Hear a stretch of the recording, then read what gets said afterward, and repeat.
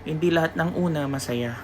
Ang ating MVP na si Rene Baterbonia o Bobet ang pinakaunang yumaong ililibing sa bagong municipal cemetery na kilala rin bilang New Memorial Park sa Talacugon, Agusan del Sur. Ayon po sa pahayag ng kanyang ina na si Robilyn Baterbonia, nakatakda ang kanyang libing ngayong June 24, 2026, kasabay ng pagbubukas ng nasabing bagong sementeryo sa publiko. At sa mga nag-aabang naman po ng mga bagong updates or general information po about Rene, eto na.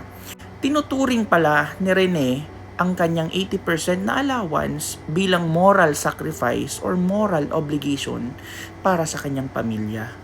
Ayon po kasi sa ulat ng Department of Education or DepEd Davao Region, si Rene ay isang mapagmahal at responsableng anak. Lumaki siya sa isang simpleng pamilya kung saan ang kanyang mga magulang ay nagtitinda lamang ng isda sa palengke upang itaguyod silang 7 magkakapatid. Noong nabubuhay pa siya, regular niyang ibinibigay ang kanyang 80%, Diyos ko, na allowance guys sa kanyang pamilya. Kasali po dito mga incentives at kinikita mula sa basketball para matulungan ang kanyang mga magulang at matustusan ang pag-aaral ng kanyang maliliit pang kapatid. Kaya nyo yun? Siyempre hindi, kasi maluho ka. Wala kang puso, puro ka lang atay abdo, balong-balunan. Siyempre, yung mga teammates niya, alangan naman, dumiretso pa sa Ateneo. Siyempre, decommitted na sila sa Ateneo, kaya lumipat sila sa Lasal Zobel. Dahil sa matinding trauma at kawalan ng tiwala sa programa matapos ang trahedya, 4 na kapwa recruit ni Rene mula sa Ateneo de Davao ang nagpasyang umalis sa Ateneo de Manila High School. Sila ay lumipat at formal nang pumirma para maglaro sa De La Salle Zobel. Ayon sa pamilya ng isa sa mga manlalaro, ang desisyon nilang magpatuloy sa La Salle ay dedikado at para kay Bobet ito. Eto pa guys, ang makasaysayang 17-hour funeral convoy. Karaniwan, 6 na oras lamang ang biyahe mula Davao City patungong Talacugon, Agusan del Sur. Subalit po ang funeral convoy na nagdala sa labi ni Rene noong June 16 ay naantala at umabot ng 17 hours. Grabe no? Ito ay dahil sa libo-libong mga kababayan, fans at motorista mula sa iba't ibang bayan at lungsod ang nag-abang sa kahabaan ng highway. May bitbit na mga kandila upang magbigay ng huling respeto at itinuturing nilang sports hero. Bakit nga naman sports hero? Malamang para kasing siya yung nagsakripisyo, di ba? Para malaman ng mga teammates niya ay mali pala ang pupuntahan natin. Mali pala para sa inyo ang Ateneo. May sacrifice. Well, other people are seeing that way. Unang ililibing sa bagong sementeryo, as I said, dating archery venue.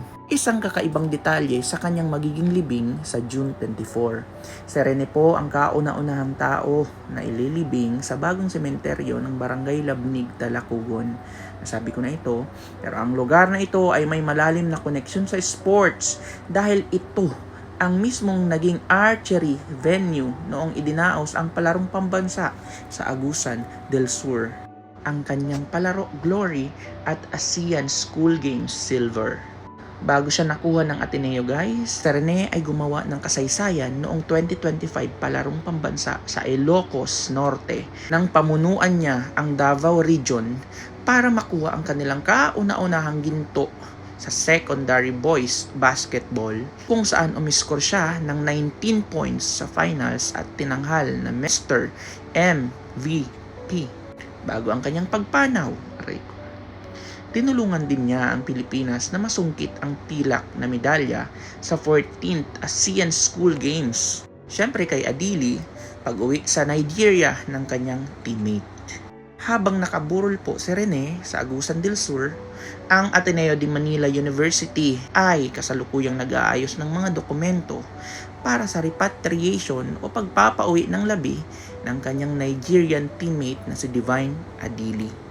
2 kinatawan mula sa universidad kabilang ang isang paring Jesuita ang sasama sa paglipad patungong Nigeria upang ihatid si Divine Adili sa kanyang pamilya. Lungkot, no? Yung umalis ka kasi kala mo matutupad mo yung pangarap mo, pero hindi.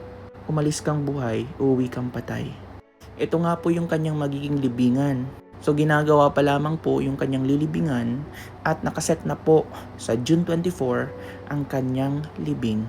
As of the moment, ito pa lang po yung pinakabagong updates. Patuloy pa rin po ang investigasyon at patuloy po ang ating sigaw ng hustisya.